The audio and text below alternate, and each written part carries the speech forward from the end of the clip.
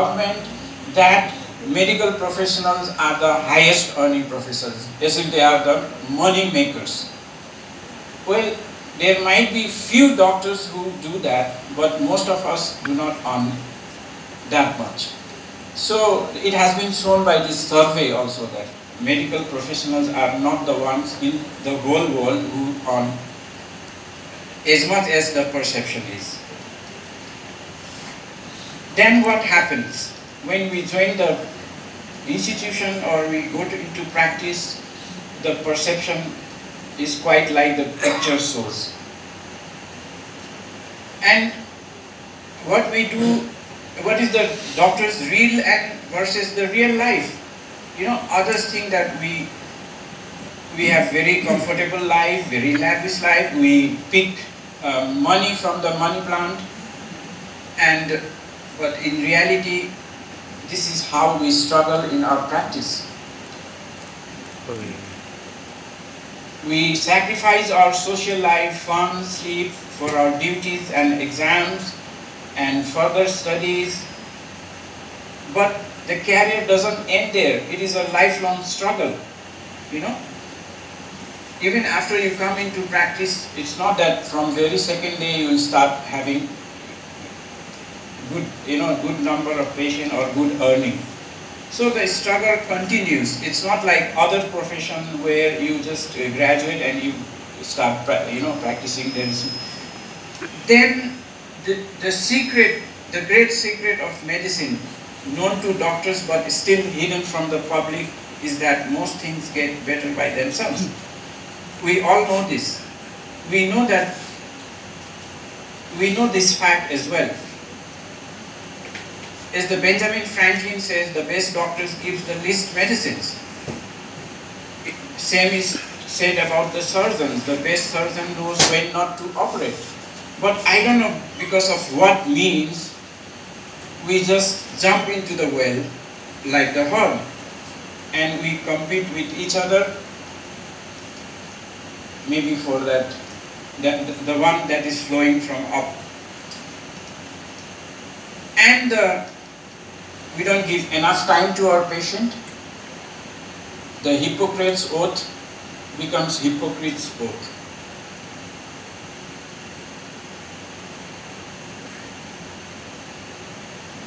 We know that there is no pill for every ill, but there is ill for almost all the pills. And this has been proven by this US study. 290 people are killed by prescription medicine. I don't know what is the scenario in Nepal. This is an irony. The WHO entrusts us, the medical doctors, to control the misuse of antibiotics. In their survey, they found that other professionals, they misuse antibiotics and they entrust us to control it. But are we doing that? We know that fever is not a sign of ceftriaxone deficiency, don't we? But are we following the protocol? Here again we know about viral fever, but what is the actual practice is like? Sometimes I feel, sir, like I am a James Bond with license to kill, or Indian counterpart, the Gabbar Singh. गोली खा, ये हाथ मुझे दे दे Thakur. Just because we have that license to kill, are we supposed to fire the goalies like that? But we cannot talk about it outside this forum. You know, this is quite sacred things. We just keep our mouth shut. But till when? Till the time we see in the media that doctors are murderers until proven otherwise, and a murderer is innocent until proven otherwise. This is a video, a drama. I'll not show the complete drama, In this, it is shown that a person after post-operation which has bleeding is not attended in time by the surgeon and end up in ventilator. But again, we have to keep quiet. But now this pertinent question arises: was all this legal? When are we going to think about it?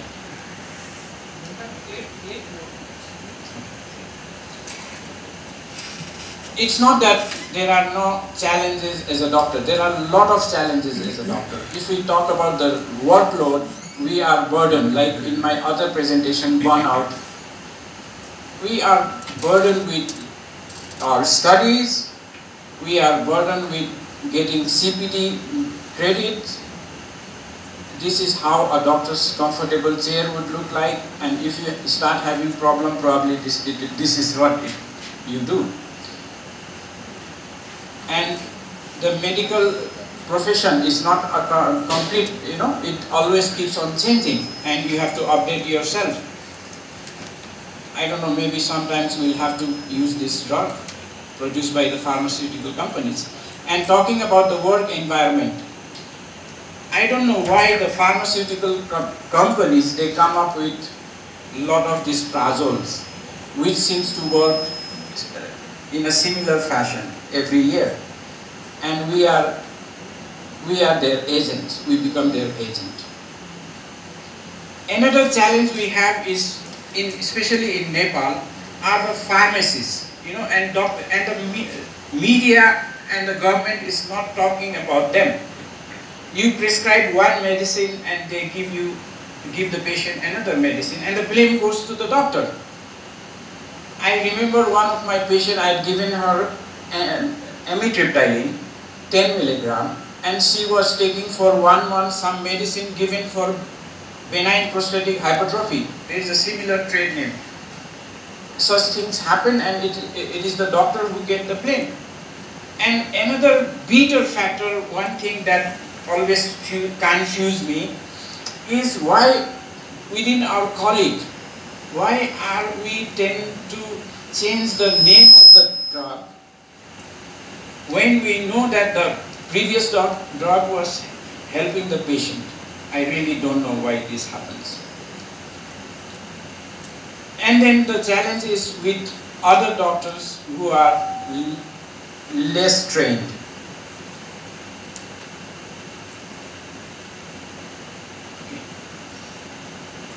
And this Munna Bhai Marka, I don't know why we tend to ridicule our profession. I know about a doctor renowned in Nepal who goes around in the market with stethoscope as the Chinese stick, And I don't know why in Nepal they have coined video X-ray. I think it's not there in India. Video X-ray. Ultrasonology is called video X-ray, and we, some idiot coined it and we use it. So this is something we have to be very careful about. And very recently we came across an incident where they had caught 150 fake doctors in Nepal. And the story doesn't end there, our challenge doesn't end there. There are others in the market who come and compete with us with courses like this in the social media. And then we see a lot of this Munna Tiwari type with whom we have to compete. Another challenge I say is about the businessization of medical profession. And this is what happens when businessmen and models start becoming doctors. If we talk about our government policy in Nepal, who are the policy makers who dictate how a doctor should be practicing? Who dictate our fees?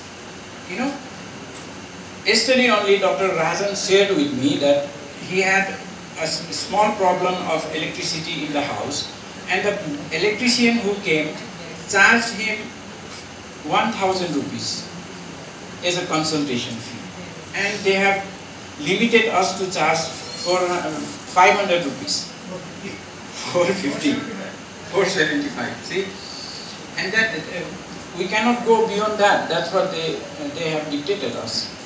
And what does the media do? You know, they would write anything about doctors without any clarification. I think it is much better in our neighboring country, in India, where they are struggling and they are raising voice against it. But I don't see that happening in our fraternity in Nepal. We talk about jail without bail. I finish it, sir. And what happens to our workplace? You'll see in this video that doctor is vandalized.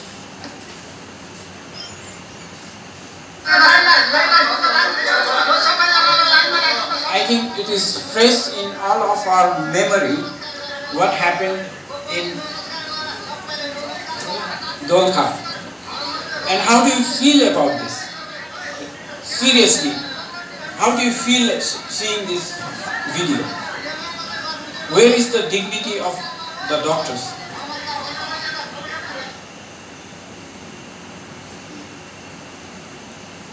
Media, they just want to raise their TRP.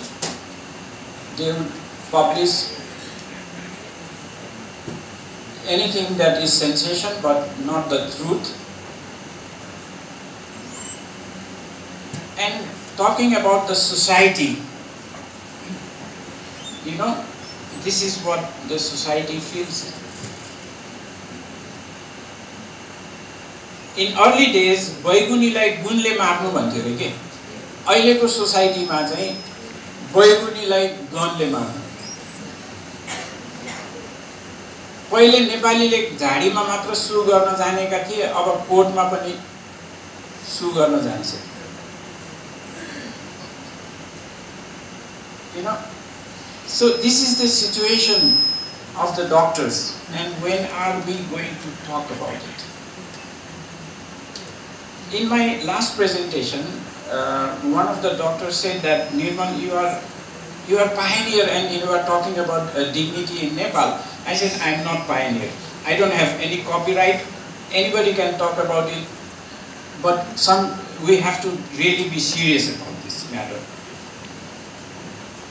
You know, going to the making rallies and all these, are these going to help us? I don't think so. But again, there is so much to do and so little motivation. The whole country is chaotic, what one can do.